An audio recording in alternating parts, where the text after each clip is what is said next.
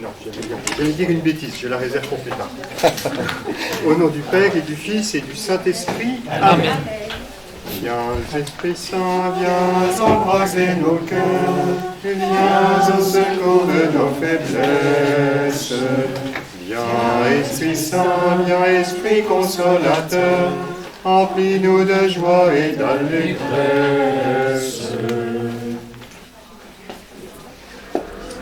Amen.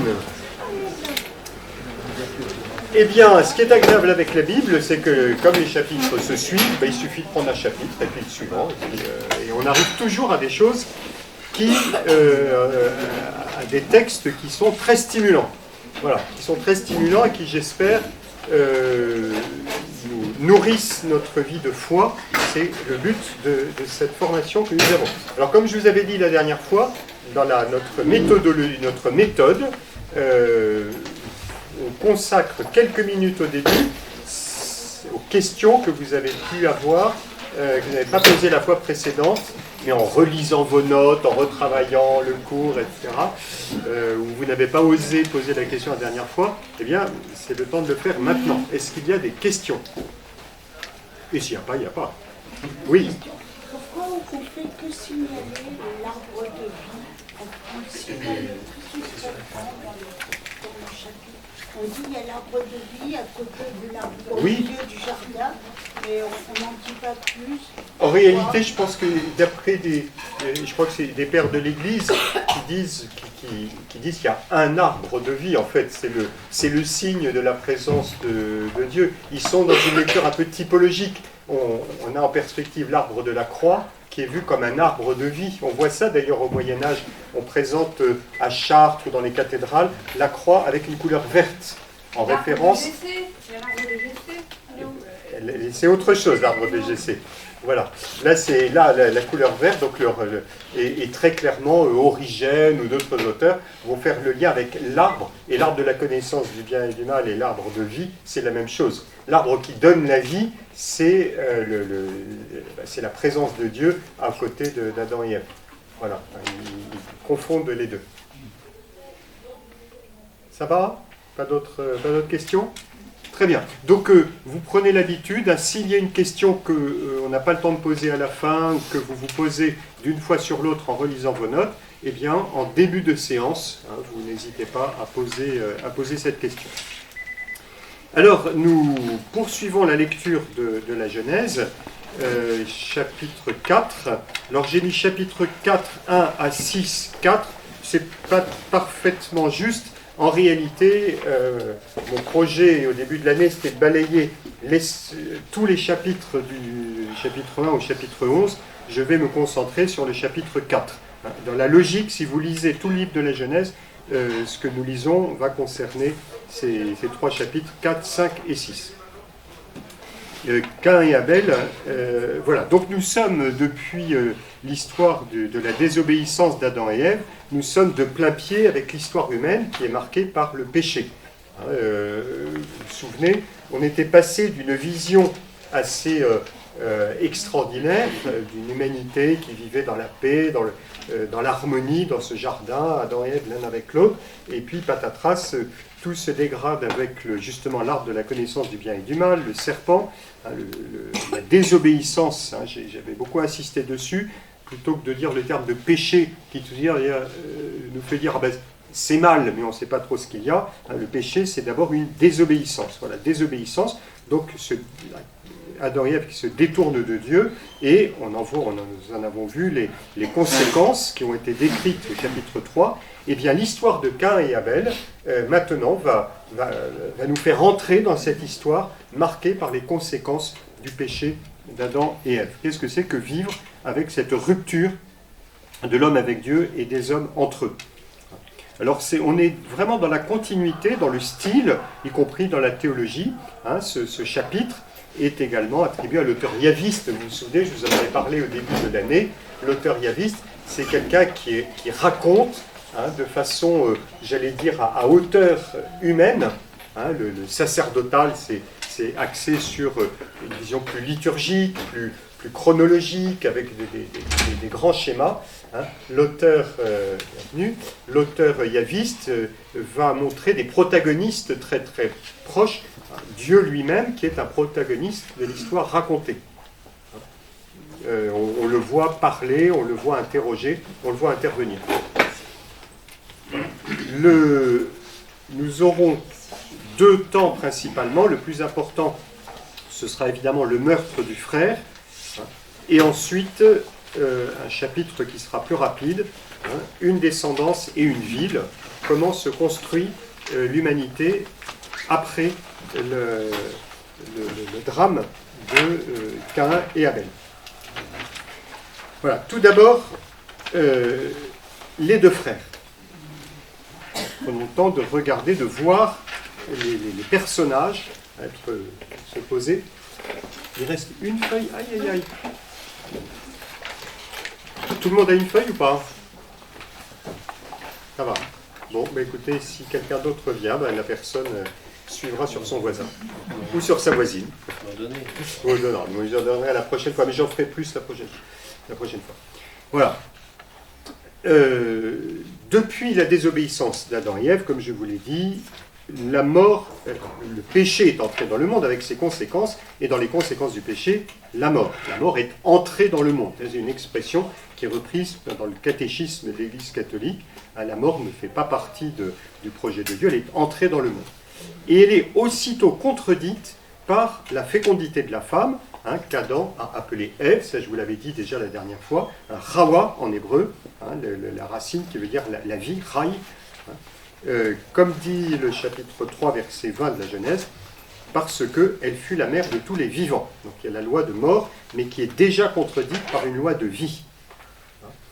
Et puisque Ève est la mère de tous les vivants, elle va donner naissance à un enfant qu'elle a acquis par le Seigneur, acquis par Dieu. Je l'ai acquis par le Seigneur. Elle l'a acquis par le Seigneur, ça veut dire que c'est Dieu lui-même qui permet à la vie de repartir. Acquérir un enfant par Dieu, ça veut dire que c'est Dieu lui-même qui est intervenu pour que la loi de la mort soit contredite et que la vie commence déjà à vaincre la mort. Le nom de l'enfant va garder mémoire de cette acquisition, donc de cette action de Dieu. Hein. Il y a un jeu de mots entre le nom Caïn, Caïn en hébreu, Caïn, hein, et le verbe hébreu acquérir, Cana. D'ailleurs, certains ont fait le lien, le village entre le village de Cana, hein, et l'idée d'acquérir une épouse. Voilà. Caïn, Cana. C'est pourquoi on se marie là-bas. Pardon ? Et c'est pourquoi on se marie là-bas. Et c'est pourquoi on se marie là-bas. Voilà. On célèbre en général les fiançailles, hein, à Cana.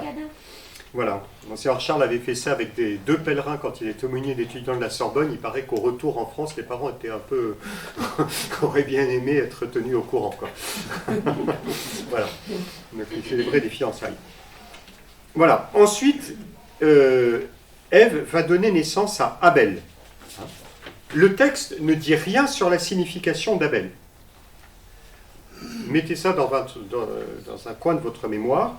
Nous reviendrons dessus tout à l'heure. En hébreu, Abel, ça veut dire la vapeur, la buée.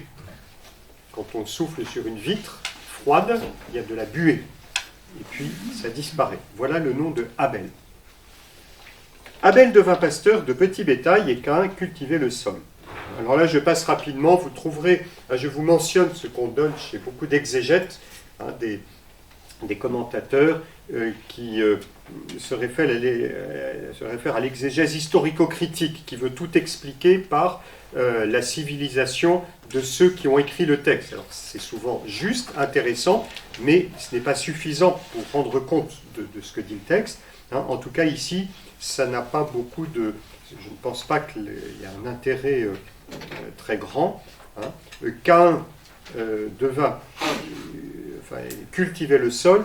En réalité, les Kénites, hein, qui relèvent de Caïn, hein, c'était un peuple de pasteurs du désert du Negev. Alors, dire que Caïn est du côté des cultivateurs,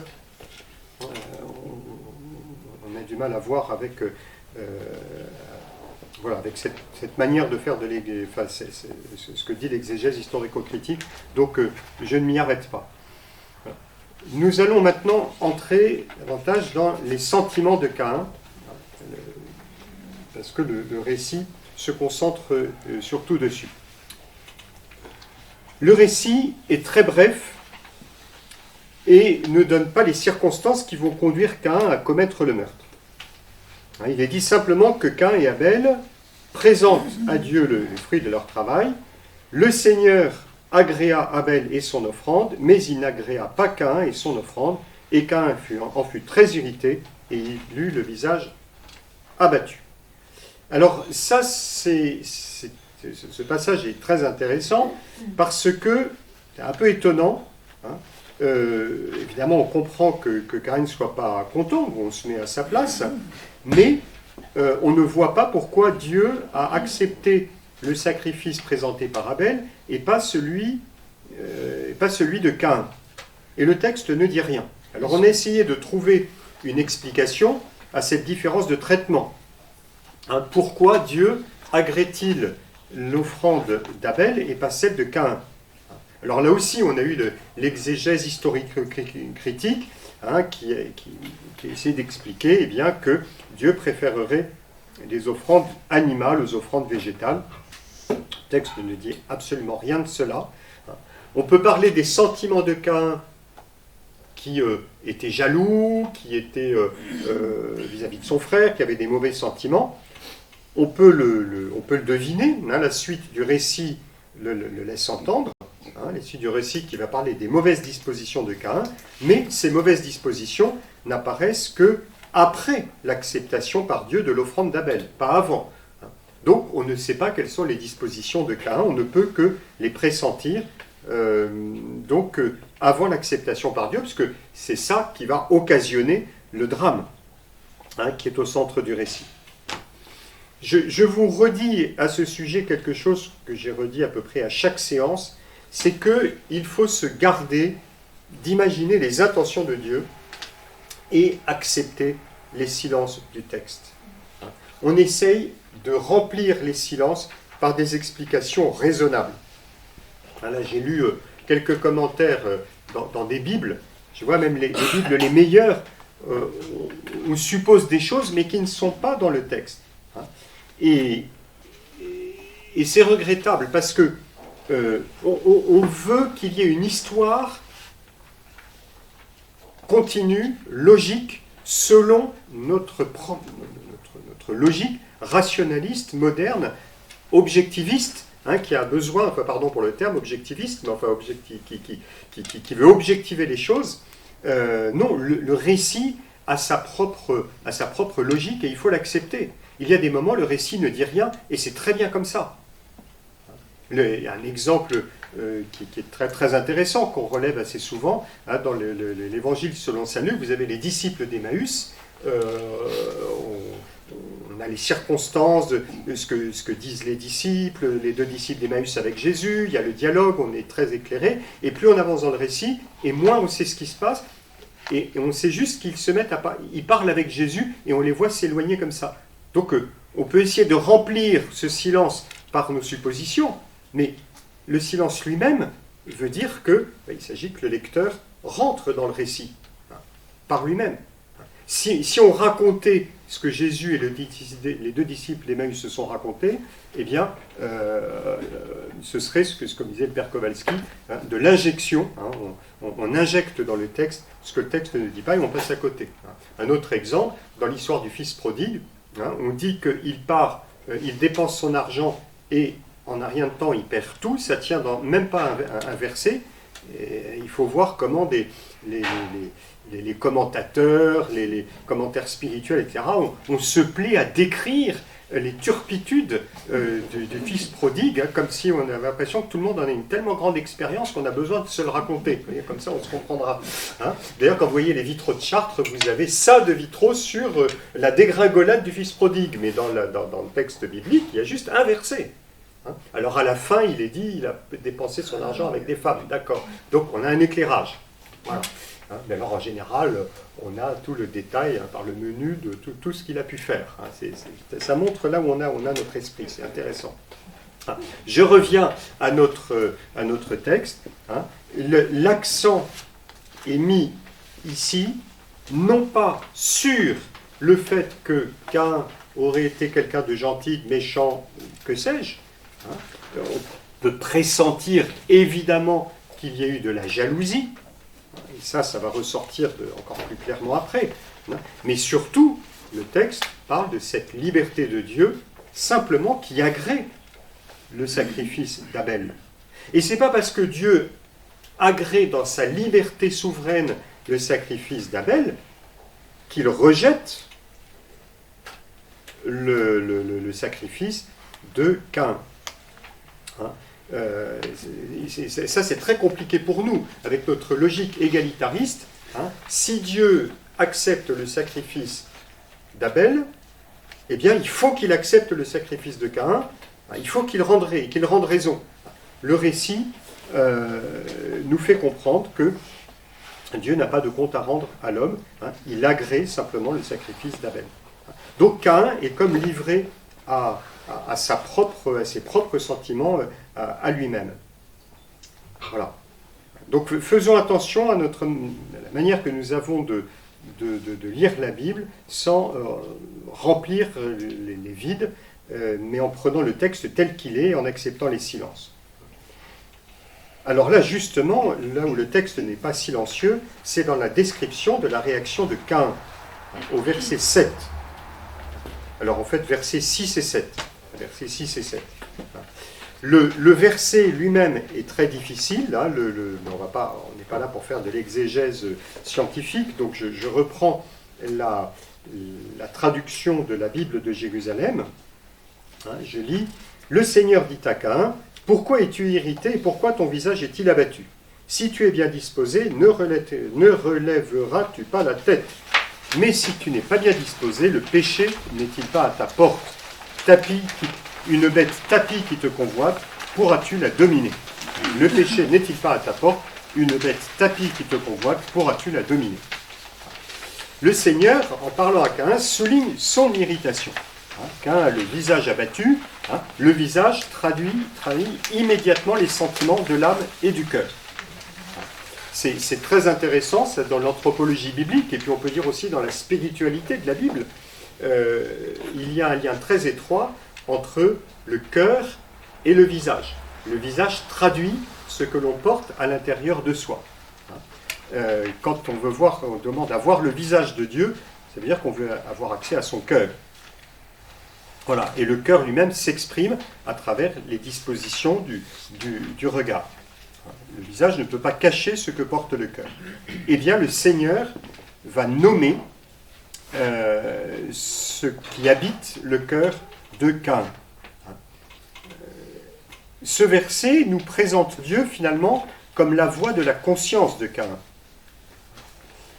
Alors, Dieu n'est pas lui-même, ne s'identifie pas à la conscience de Caïn. Faites très attention. Dieu surplombe Caïn.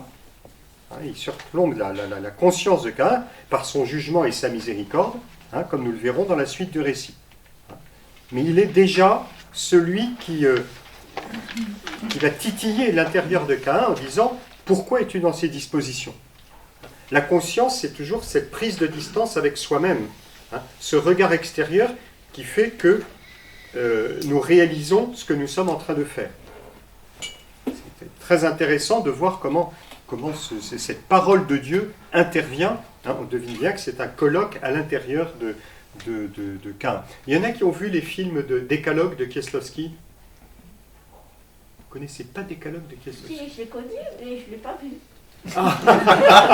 Alors, l'intérêt d'un film, c'est de le voir. C'est comme ça qu'on peut le connaître. C'est surtout. Kieslowski, c'est extraordinaire. Ah ben, il y en a une qui connaît en plus. Pourquoi ne dites-vous pas que vous le connaissez? Alors, ne facilitez pas la tâche. Il a fait 10 films sur les 10 commandements, de 1 heure chacun. Ce sont des bijoux au niveau cinématographique, au niveau du de la mise en scène, du jeu, c'est extraordinaire d'un point de vue strictement artistique. Et alors, il y en a qui sont, c'est comme un commentaire de chaque commandement, absolument extraordinaire. C'est imprégné de culture chrétienne, ça a été tourné avant la chute du communisme dans les années 80 en Pologne, c'est très très intéressant. Et à plusieurs, Kieslowski est quelqu'un qui intègre cette question de la conscience d'un point de vue cinématographique avec un regard extérieur. Et des personnages, on se demande ce qu'ils font là. Je crois que c'est dans le Tu n'adoreras que Dieu, avec l'histoire des patins à glace. Il y a le visage, je crois, d'une femme, pendant que le bonhomme est en train de... à côté du lac, où à cause de ses erreurs, il y a son fils qui va mourir. Et en fait, on se rend compte que ce visage, c'est le regard de la conscience qui dit, voilà, est-ce que tu te rends compte de ce que tu as dit, de ce que tu as fait? Oui. Merci, dans ce cas, mon père, de faire connaître sur la chaîne 16, comme ça... Alors, s'il vous plaît, et là, on va suivre le... Voilà, on va prendre les questions à la fin. Faites connaître ce fils. Voilà, et voilà, il y a une autre scène aussi, Tu ne tueras pas, on voit le personnage à vélo, qui passe au moment où le gars va commettre son meurtre, puis on le voit réapparaître, on l'avait vu déjà avant. Voilà, la voix de la conscience. C'est la fonction du récit dans la Bible, quand Dieu intervient, la parole de Dieu dans le récit fait émerger ce travail, ce colloque de la conscience. Dieu fait appel à la responsabilité de Caïn. Le récit est vraiment centré dessus. Excusez-moi, il y a un qu'il s'agit que j'ai oublié d'effacer. Caïn est libre, il lui appartient de relever la tête. S'il ne le fait pas, c'est parce qu'il a choisi de s'enfermer dans sa jalousie et son ressentiment. Il est responsable de son propre malheur. Vous voyez que l'intervention de Dieu n'est pas de donner un cours de morale en disant il faut que tu fasses ceci ou cela, mais c'est comme un appel à la responsabilité de Caïn. Le Seigneur avertit Caïn, le péché est à sa porte, prêt à bondir sur lui. C'était l'école de la vie du père Aumonier, ils avaient mis ça en scène, c'était très très bien fait. Ils présentaient, ils reprenaient l'idée de la bête qui est tapie à l'entrée de la porte de la maison, et chaque fois qu'il y a un sentiment de jalousie, qu'il y a de la colère, qu'il y a du ressentiment, la petite scène de théâtre, pièce de théâtre qui était jouée par des jeunes, disait, ben voilà, c'est comme si tu nourris cette grosse bête grasse et méchante, elle devient de plus en plus grosse, tu as nourri la bête, et il y a un moment, elle te saute à la gorge, et là, elle te dévore. L'image était très très parlante, et bien, c'est ce qui se passe avec Caïn, qui, avec son ressentiment, avec sa jalousie, eh bien, nourrit la bête. Puis à un moment, la bête devient trop grosse. Le péché est à ta porte, prêt à bondir sur toi comme une bête mauvaise. Alors, le texte biblique, le texte en hébreu, ne parle pas de bête. Il n'est pas... voilà. L'image est très forte, c'est pour ça que j'ai mis entre crochets. Mais cette idée est, comment dire, suggérée, induite par le verbe hébreu, qui est se tapir, s'allonger, comme une bête. Un animal qui est tapi. Alors, la Bible ne parle pas de l'animal, mais l'idée est quand même bien là. La métaphore de l'animal qui est prêt à bondir est juste. Voilà. C'est très... Comme description du péché, de la manière dont le péché grandit dans notre cœur jusqu'à nous prendre à la gorge, cette idée de la bête qui est prête à bondir, et puis pour reprendre la petite mise en scène des jeunes, l'idée que nous nourrissons la bête à chaque fois qu'on développe un mauvais sentiment à l'intérieur de notre cœur, tout cela est profondément juste. Caïn refuse cette tentative de dialogue de la part de Dieu. Il ne répond pas à la question que Dieu lui pose. Répondre à la question, quand Dieu dit « Pourquoi n'es-tu pas bien disposé? Le péché n'est-il pas à ta porte ?» Mais entrer dans ce dialogue, pour lui, c'est déjà reconnaître que son irritation est inutile, qu'elle ne s'appuie sur rien. rien ne dit dans le texte, quand je vous disais il faut accepter les silences du texte, rien ne dit que le Seigneur n'a pas réservé à Caïn un autre sacrifice qu'il aurait accepté. Voilà, il crée lui-même son propre ressentiment. Et donc, il se fixe sur son but, hein, il est emprisonné dans son orgueil, et donc, il ne veut pas en sortir. Là, nous voyons bien jouer la logique du péché, j'allais dire par expérience que nous connaissons plus ou moins, hein, quand on a un désir de vengeance, quand on veut faire savoir aux autres que nous souffrons, hein, nous n'aimons pas rentrer dans le débat, parce que déjà, c'est perdre un petit peu de notre armure et de nos armes. Hein. Donc on va jusqu'au bout. Donc, refus du dialogue avec Dieu. Dieu propose un dialogue qui lui permettrait peut-être de s'en sortir par le haut. Caïn le refuse. Il refuse également de parler à son frère. Il refuse de parler à son frère, de parler à Abel. Alors, nos Bibles disent, alors il dit à Abel, sortons, allons dehors. Caïn dit à son frère Abel, allons dehors. Et comme ils étaient en pleine campagne, en réalité, le texte en hébreu, le texte original, est curieusement écrit. Le texte original dit ceci, Caïn dit à son frère Abel, et quand ils furent dans le champ, Caïn se jeta sur son frère Abel et le tua. Comme s'il y avait une parole qui était attendue, que Caïn n'arrive pas à prononcer. Peut-être ne veut pas prononcer. L'absence de parole permet le jaillissement de la violence. L'absence de parole, le refus du dialogue, d'abord avec Dieu, la voix de la conscience, et puis l'absence de parole entre frères, maintient Caïn dans son intention meurtrière, et Caïn passe à l'acte et tue Abel. C'est très très intéressant, cette question de la parole dans la Bible. Dieu crée par sa parole, il fait une alliance par sa parole, il rétablit l'alliance par sa parole. Et pour l'homme, arriver à accepter cette parole, c'est jamais facile. Et on voit bien aujourd'hui, dans notre expérience personnelle, mais aussi l'expérience sociale, combien l'absence de parole est liée immédiatement au développement de la violence. D'ailleurs, c'est ce que disent les éducateurs, c'est ce que disent... voilà, une société où des jeunes ne savent pas parler, on ne leur apprend pas à parler, eh bien, ils vont s'exprimer par la violence. Ou ne sauront pas réguler la violence. Alors, nous voilà dans cette situation, le meurtre d'Abel accompli par Caïn. Après le meurtre, une nouvelle fois, on voit le Seigneur qui s'approche de l'homme qui vient de commettre le mal. Ça nous rappelle, bien sûr, le récit de Adam et Ève.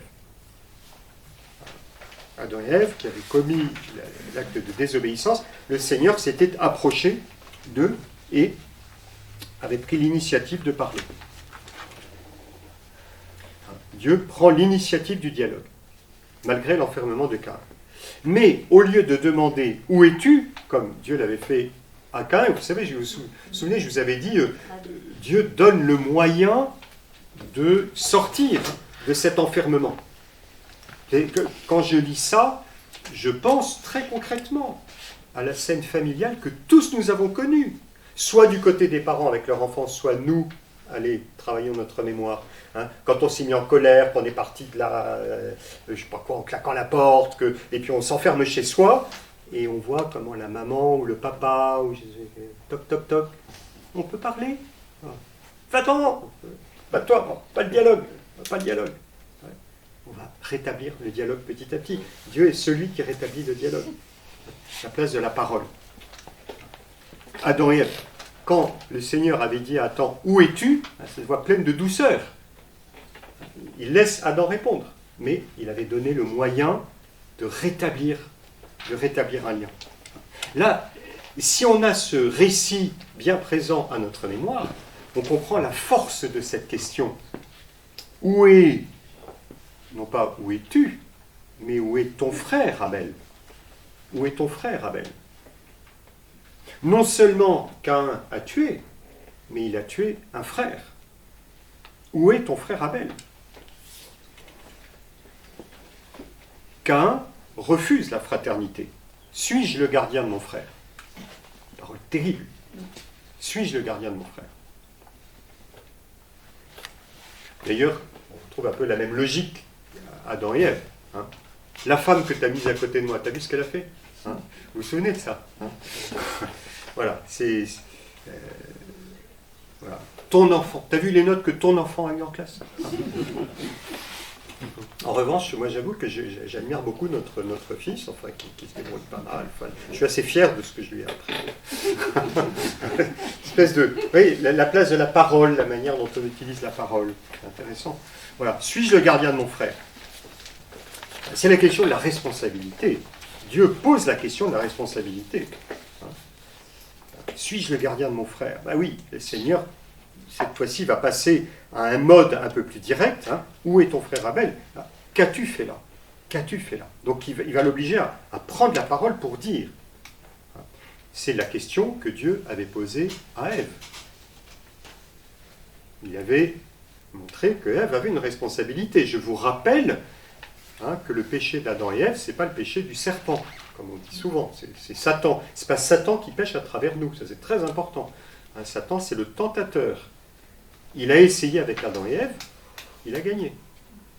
Il a réessayé avec Jésus, il a perdu. Mais dans les deux cas, c'est le tentateur. Voilà. Donc là, c'est bien le péché de l'homme. Hein. Qu'as-tu fait là? Comme à Ève, qu'as-tu fait là? Caïn ne répond toujours pas.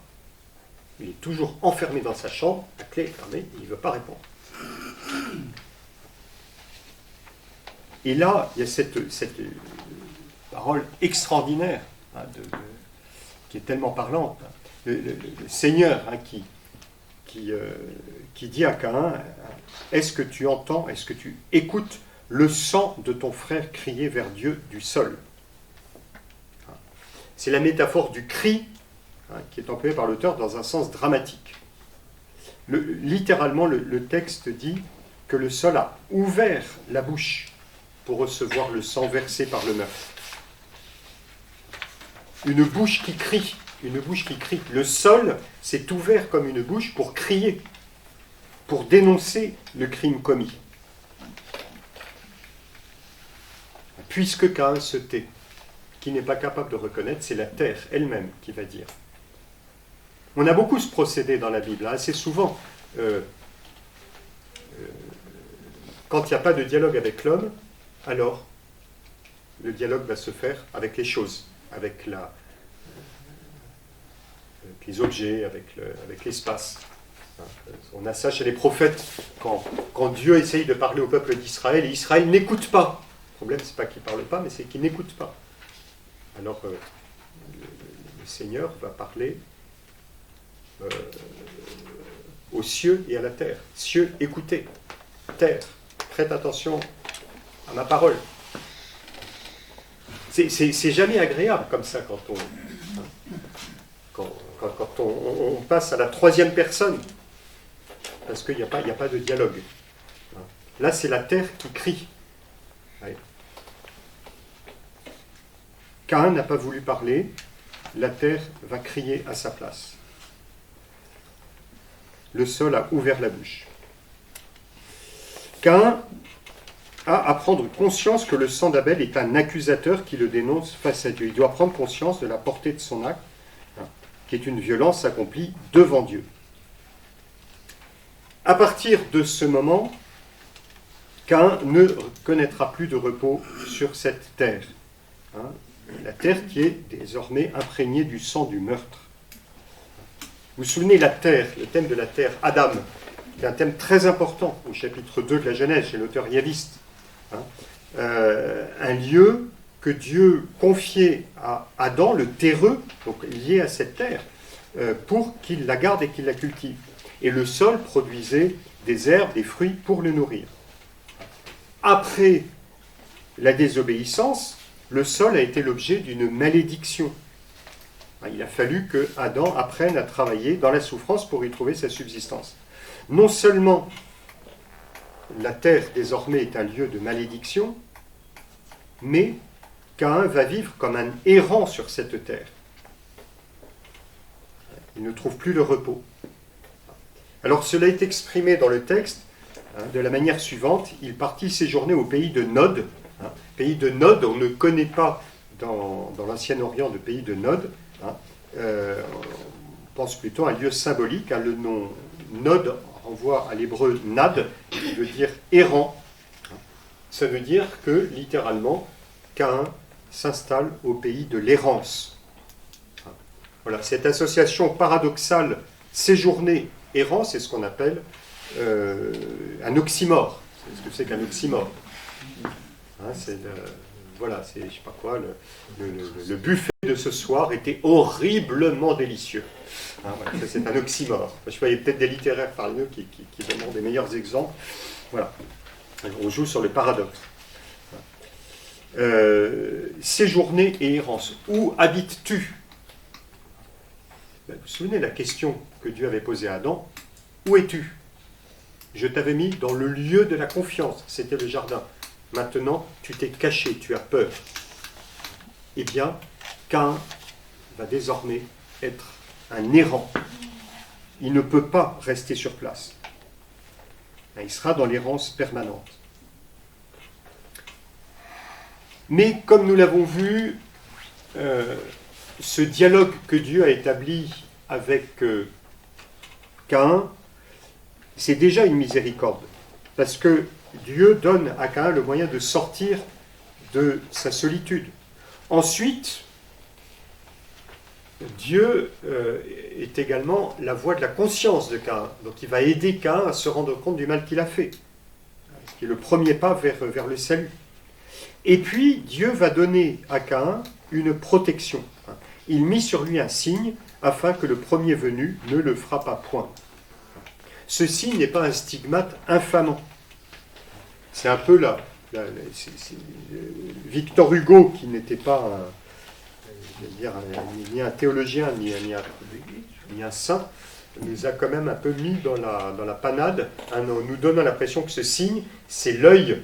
Vous savez, l'œil dans la tombe qui regardait Caïn, la mauvaise conscience. Alors, ça raconte peut-être la perception que Victor Hugo avait de sa foi chrétienne, mais c'est bien malheureux. Parce que l'œil de Dieu qui nous poursuit, c'est un œil de miséricorde, et qui au contraire est un réconfort. Là, c'est pas, le signe, c'est pas pour que Caïn porte une malédiction permanente, mais au contraire, c'est une protection. Alors, Roland de Vaux, qui était très marqué, qui est un exégète de l'école historico-critique dans sa forme la plus intelligente et la plus intéressante, dit assez justement que le signe que Dieu donne à Caïn, met sur Caïn, rappellera qu'il appartient à un clan. Donc on retrouve cette idée de la description historique de ce que connaissait l'auteur biblique. Caïn appartient à un clan où s'exerce rigoureusement la vengeance. Il sera vengé 7 fois. Donc on peut deviner en effet que ça fait référence à des pratiques tout à fait connues historiquement. Un signe qui est un acte de miséricorde, puisque Caïn aura un espace de protection où il pourra vivre, où le meurtre sera limité. Le risque de meurtre sera limité. Je termine ce premier grand chapitre en m'arrêtant sur la question de la fraternité. Le drame, nous l'avons compris, se joue autour de la relation entre les deux frères. Adam et Ève, c'était l'homme et la femme, question du mariage. Les deux frères, c'est la question de la fraternité. Les enfants. Qu'est-ce qui se passe chez des enfants? Le problème de la paternité apparaît également.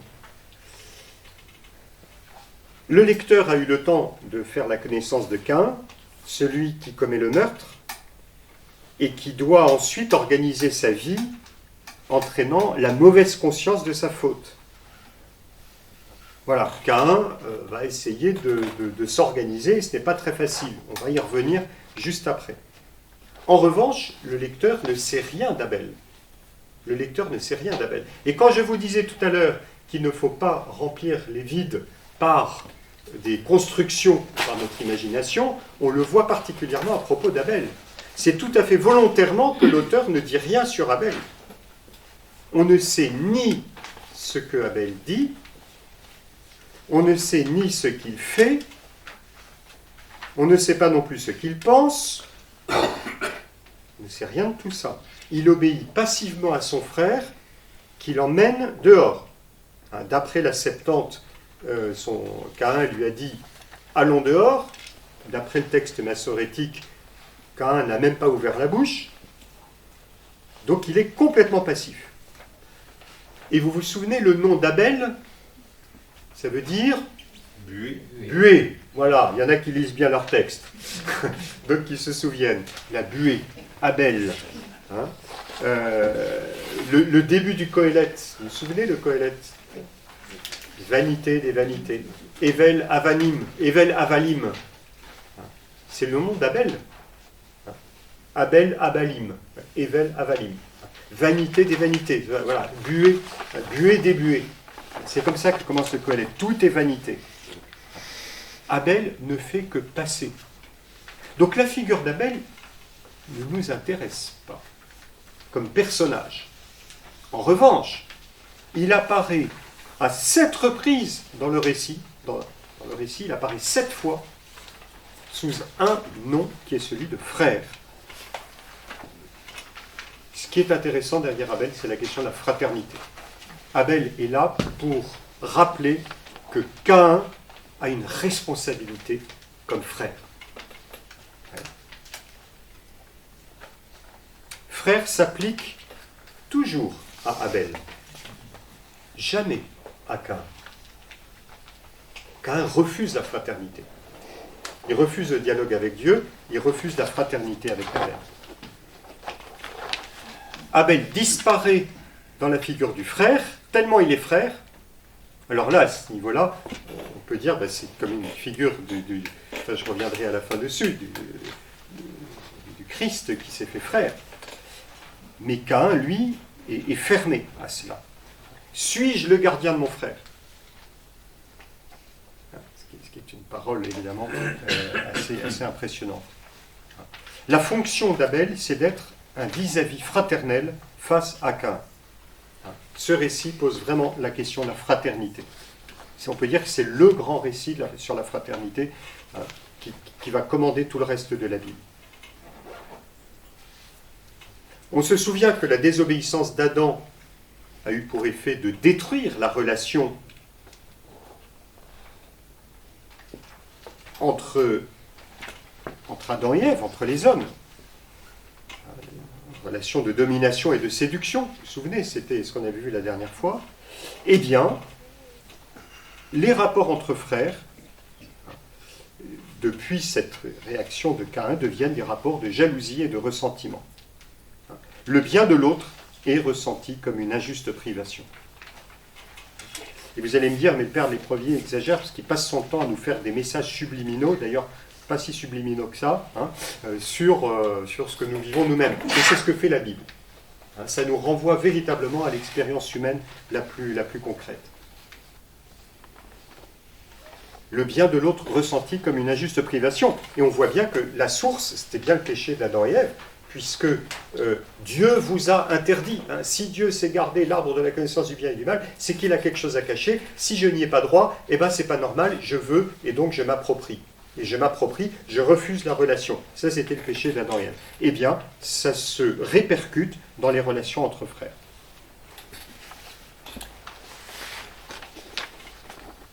Alors, comment Caïn va-t-il désormais s'organiser? C'est le deuxième grand chapitre qui va être beaucoup plus bref. On retrouve dans ce chapitre 3 de la Genèse le schéma du chapitre 3, récit dramatique du péché, pour lequel nous nous sommes bien arrêtés, accompagné d'un dialogue entre Dieu et les protagonistes. Ensuite, les dispositions prises en réponse à ce péché. Donc, il y a comme un début de rédemption. On va éviter que Adam et Ève, et puis ensuite Caïn, ne sombre complètement dans la mort.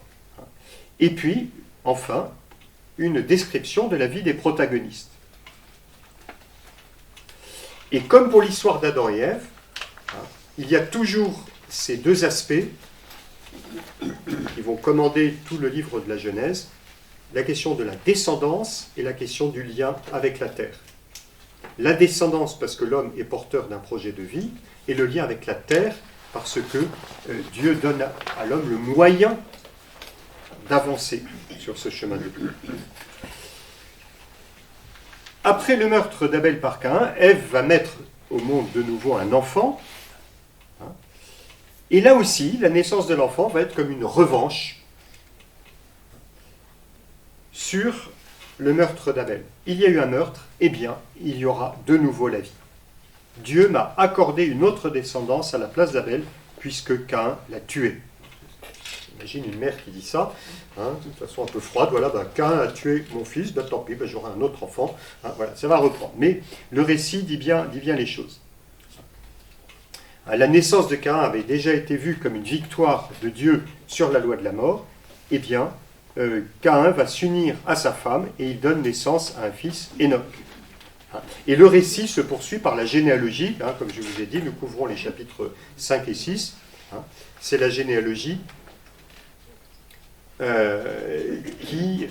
voilà, il y a celle de l'auteur yaviste et qui se poursuit avec celle de l'auteur sacerdotal.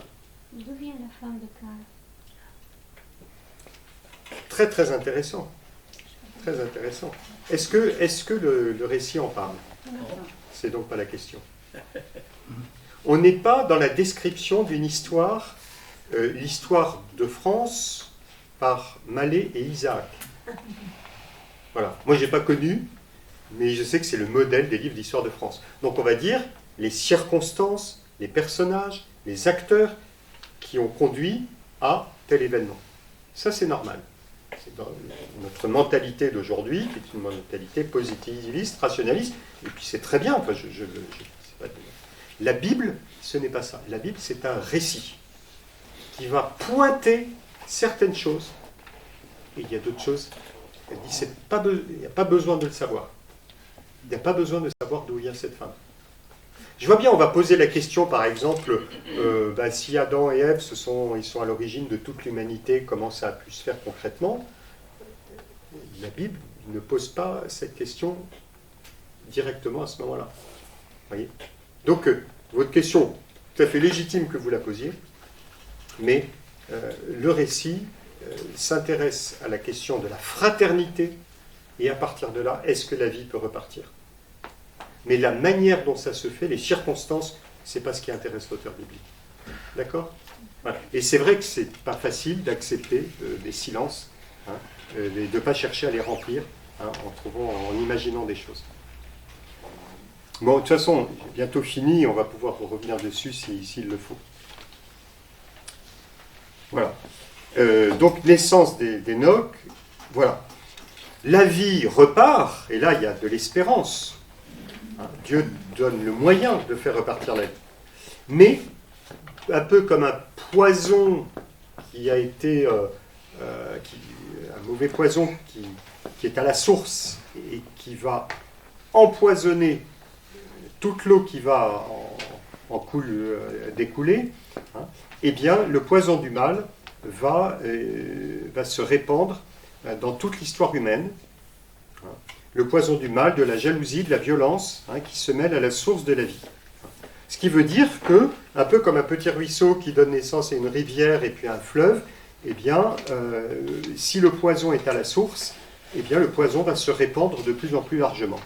Eh bien, la violence va croître à mesure que croîtra la vie. C'est la loi du péché qui ne fait que grandir. Cette jalousie, ce ressentiment, cette division, plus on donne la vie, plus il y aura de frères, eh bien, plus il y aura de lutte fratricide. Caïn est vengé 7 fois, mais Lamech 77 fois. Et le déluge va conduire cette logique jusqu'à son terme, puisque c'est la terre entière qui est pervertie. Toute chair avait une conduite pervertie sur la terre. Il y a cette expression, la terre est recouverte par le péché. Cette loi de croissance de la violence qui s'accompagne d'une autre loi, celle de la diminution de la durée de vie. Vous vous souvenez que Dieu avait imposé une limite à la vie d'Adam, vous vous souvenez de ça, comme conséquence du péché. Adam, qui voulait devenir comme Dieu, il s'exaltait par lui-même, c'était l'orgueil d'Adam. La mort était un moyen providentiel pour Adam pour se souvenir qu'en fait il est limité. Vous vous souvenez de ça? Bon, on connaît l'âge d'Adam, là pour le coup on le sait, 930 ans. Progressivement, puisque le péché va s'accroître, eh bien la vie va diminuer. Adam vit 930 ans, Lamech 777 ans, Terah, le père d'Abraham, 205 ans. Voilà.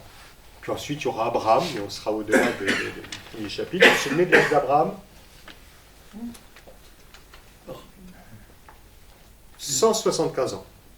Voilà, ce qui est déjà pas mal. Ce qui est encore pas mal. Enfin, il s'en tire bien. Puis après, on va arriver à des âges à peu près semblables aux nôtres. Donc, une décroissance de la vie que vous voyez tout au long du livre de la Genèse. Donc, l'humanité s'organise de cette manière-là. Caïn a bien été obligé d'entendre Dieu lui énoncer les conséquences de son acte. Il était parti loin de Dieu pour s'installer au pays de Nod, au pays de l'errance, comme je vous l'ai dit tout à l'heure. Et là, il bâtit une ville à laquelle il va donner le nom de son fils, Enoch. Alors, plusieurs commentateurs disent, je pense que c'est assez juste, que bâtir une ville, eh bien, c'est le moyen de vaincre l'errance à laquelle Caïn est condamné. Il refuse d'errer, eh bien, il devient sédentaire en se protégeant derrière des murailles. Protège sa vie, il protège son existence par rapport à la vengeance, au meurtre, parce qu'un errant, il peut se faire attaquer, pas que par des bêtes, mais aussi par les autres clans, les autres tribus. Donc, il construit plutôt une ville. C'est très intéressant, le thème de la ville dans l'Ancien Testament, et dans le Nouveau aussi, c'est en tant que tel, moi je m'étais dit, tiens, je ferai une année sur le thème de la ville. C'est tout à fait passionnant. Ça commence, la ville commence avec la ville construite par Caïn. Et la dernière ville de la Bible, vous la connaissez, c'est Jérusalem, comme une fiancée. Voilà.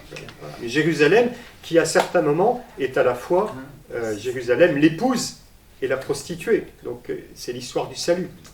C'est un thème qui est extrêmement intéressant. Voilà. L'emprise de l'homme sur l'espace. L'emprise de l'homme sur l'espace. Voilà. Bâtir une ville, c'est un moyen de se protéger derrière ces murailles.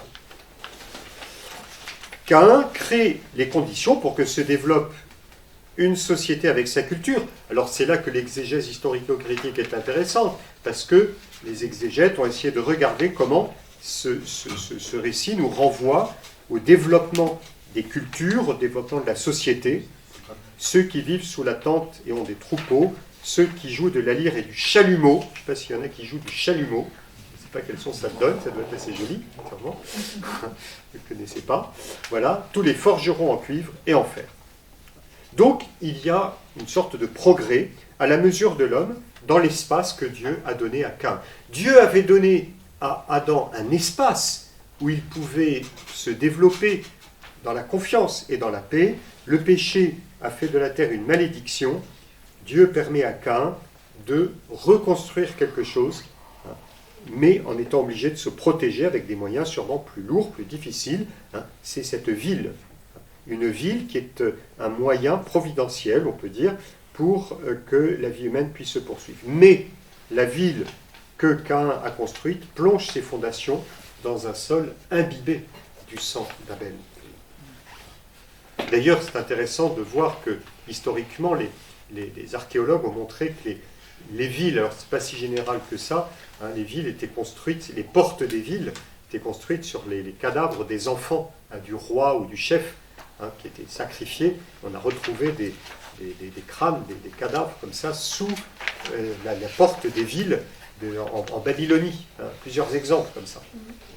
Les meurtres rituels, qui n'étaient peut-être pas aussi répandus que ce que l'on a dit à une époque, mais l'idée que la société se construit sur le sang des luttes fratricides. Voilà. Enfin, je crois qu'il y a quand même quelque chose de très intéressant sur la manière d'envisager l'existence humaine et la vie des sociétés. Voilà. Je conclus. Ce récit est paradigmatique de tout l'Ancien Testament. C'était le cas déjà des chapitres 2 et 3, pour comprendre l'homme, pour comprendre qui est l'homme dans le regard de Dieu. Un récit qui est paradigmatique. Le soupçon qui a conduit les premiers parents à désobéir à Dieu les a livrés à la solitude et à la peur mutuelle. Leur relation a été brisée, nous en avons parlé abondamment. Une relation qui est devenue conflictuelle. Il en va de même dans la relation entre frères, relation guidée par la jalousie tout au long de l'histoire biblique. Et là, on peut dire que l'histoire biblique, ce n'est rien d'autre que l'histoire de relations fraternelles douloureuses, violentes, et de la recherche d'une réconciliation. Jacob et Ésaü, Rachel et Léa, Joseph et ses frères. Il y a vraiment la volonté de tuer Joseph. D'ailleurs, ce qui est vrai aussi de Ésaü qui veut tuer Jacob. Les fils de David, Absalom, Salomon, etc. Et jusqu'à la rivalité entre les royaumes de Juda et Samarie. La Bible va insister sur la fraternité entre ces deux royaumes, mais qui vont se faire la guerre. L'histoire d'Israël va être traversée par des luttes fratricides entre membres d'une même famille, allant jusqu'à la trahison ou au meurtre. Finalement, la Bible ne fait que raconter la recherche d'une introuvable fraternité. Puisque pour qu'il y ait une fraternité, il faut qu'il y ait une paternité. S'il y a le refus de la paternité, eh bien la fraternité n'est pas possible. C'est la grande question de la paternité qui se pose. Je n'ai pas insisté dessus suffisamment dans ma conclusion, mais toutes les questions fratricides, de relations entre frères et sœurs, etc., qui marquent toute notre humanité, ça nous renvoie à la question de la paternité, qui est la grande question fondamentale. On comprend mieux, à partir de là, quelle est l'œuvre que le Christ va accomplir. Je reprends simplement quelques passages de la lettre aux Hébreux. Le Fils éternel, celui qui est le Fils éternel du Père, qui se définit comme le Fils, très important, donc c'est la question de la fraternité qui est fondamentale. Le Fils éternel s'est immergé dans l'humanité qui est née d'Adam et Ève. Il a été compté parmi les pécheurs. Très intéressant cette formule d'Isaïe 53, il était compté parmi les pécheurs.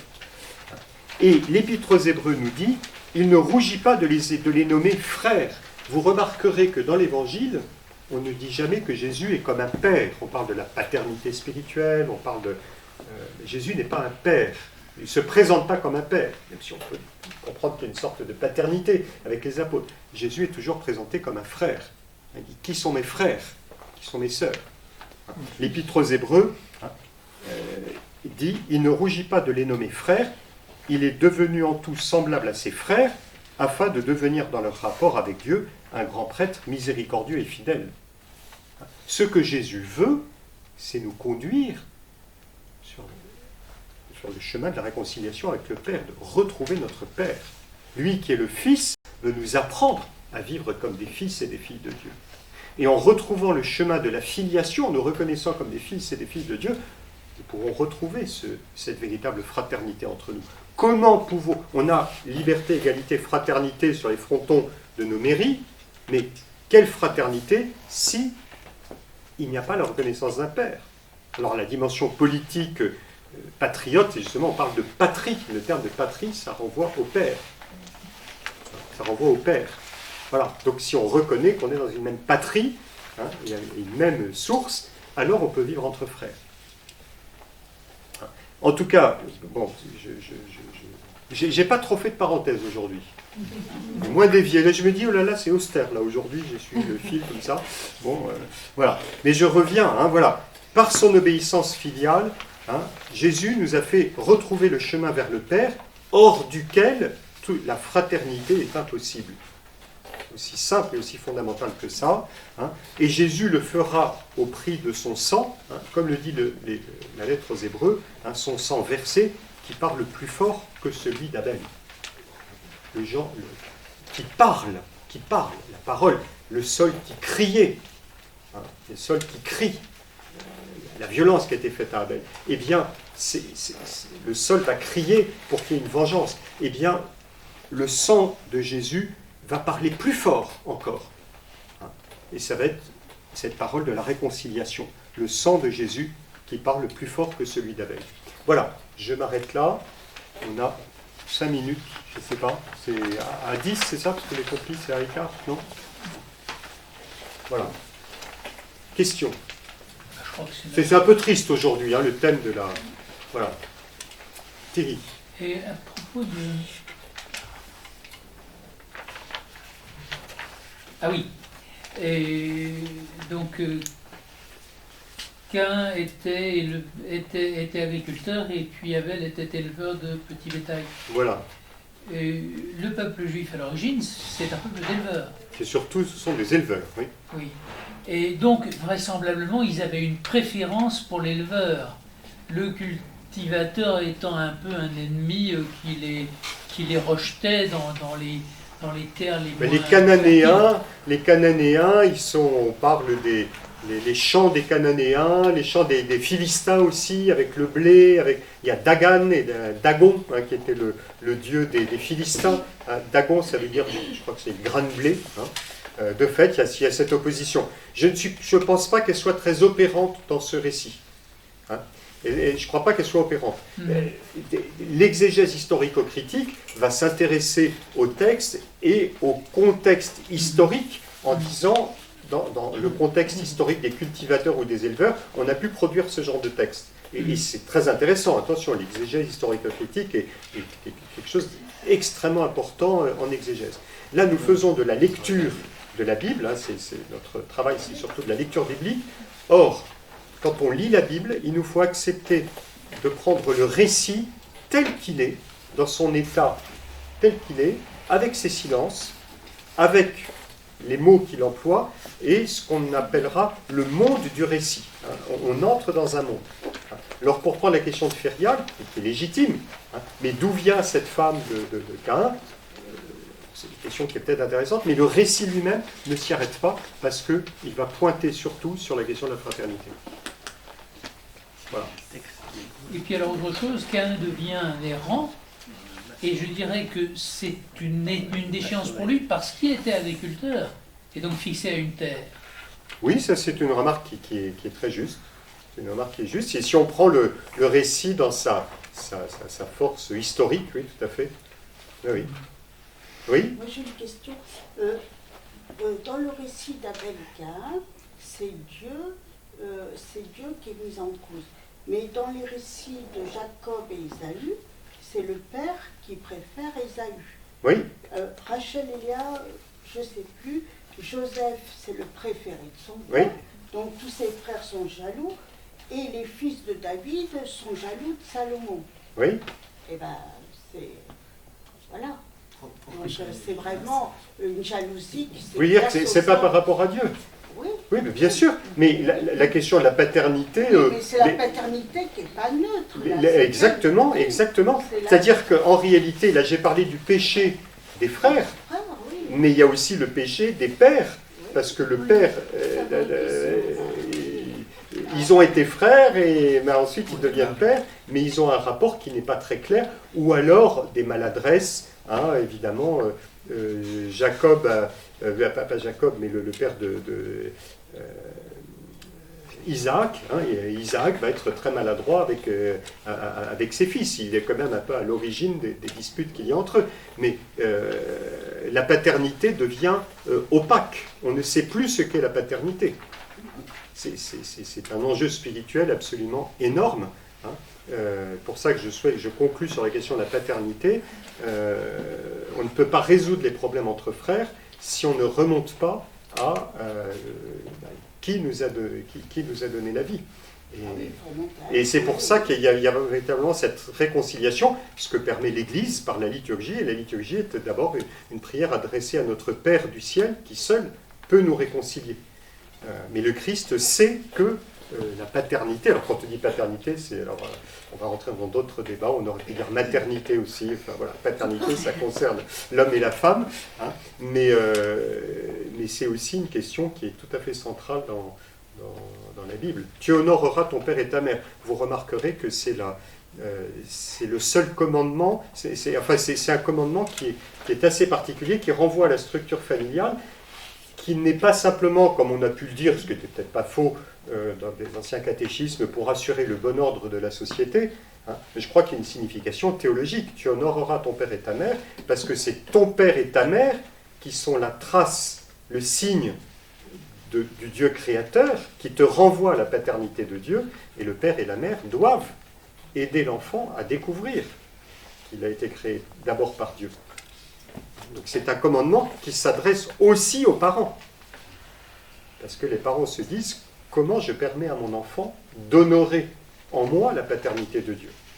Et Saint Paul le dit, il y a un seul Père, c'est celui du ciel. Il faut que les pères et les mères arrivent à s'effacer pour laisser la paternité de Dieu transparaître. Voilà. Voilà, alors cette fois-ci, nous allons y aller. Donc si vous avez des questions qui sont restées sans réponse, d'abord je suis toujours disponible à la fin, maintenant, et pour la fois suivante, vous les notez, nous les reprenons. Et la fois suivante, eh bien, ce sera le déluge. Donc là, ça va être vivant. Bonne fin de soirée à tous. Merci. Et puis j'espère vous voir nombreux vous inscrire en Terre Sainte. Parce que vous verrez sur place, je vous propose d'aller voir le pays de Nod en Terre Sainte. Ça vous donnera envie d'y aller. Vous verrez qu'on est un peu des errants quand on est en bus. Cette fois-ci.